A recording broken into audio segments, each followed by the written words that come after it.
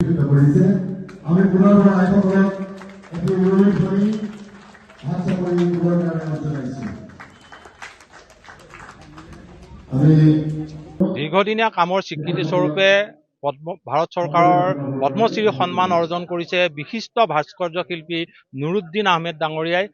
নুৰুদ্দিন আহমেদ আজি আমাৰ লগত আছে, পোনে পোনে তেখেতৰ লগত কথা পাতিম। তেখেতৰ অনুভৱ কেনেকুৱা, যিহেতু ভাৰত চৰকাৰৰ পদ্মশ্ৰী সন্মানৰ কাৰণে তেখেত নিৰ্বাচিত হৈছে, আজি ঘোষিত হৈছে, তেখেতে পদ্মশ্ৰী সন্মানক লাভ কৰিছে। আপোনাৰ আজি অনুভৱ কেনেকুৱা, দীৰ্ঘদিনীয়া স্বীকৃতি?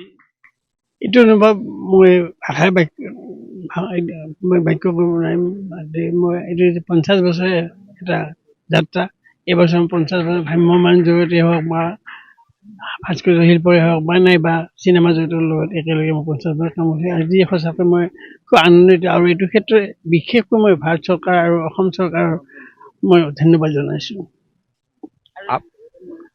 আৰু তেখেতৰ সহধৰ্মিনীও আছে, তেখেতৰ পৰা আমি জানিম তেখেতৰ আজি অনুভৱ কেনেকুৱা। হয়, মোৰ অনুভৱ মই আপোনালোকক বুজাব নোৱাৰা অৱস্থাত পৰিছোঁ। মই বহুত আৱেগিক হৈছোঁ, কাৰণ আমি এতিয়া বৰ্তমান ঘৰত নাই।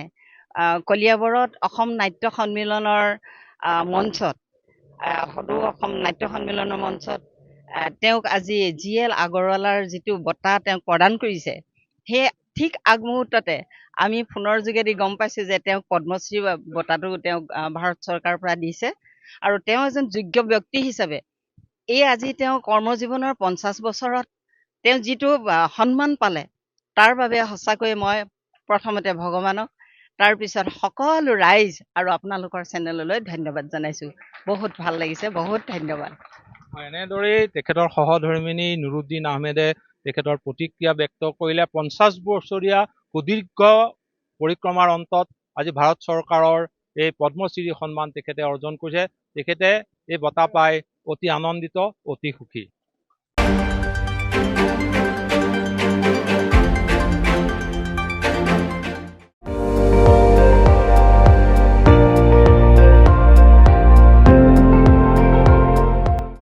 আপুনি চাই আছে ND24, সৰ্বশ্ৰেষ্ঠ নহয়, সৰ্বোত্তমৰ দৌৰ।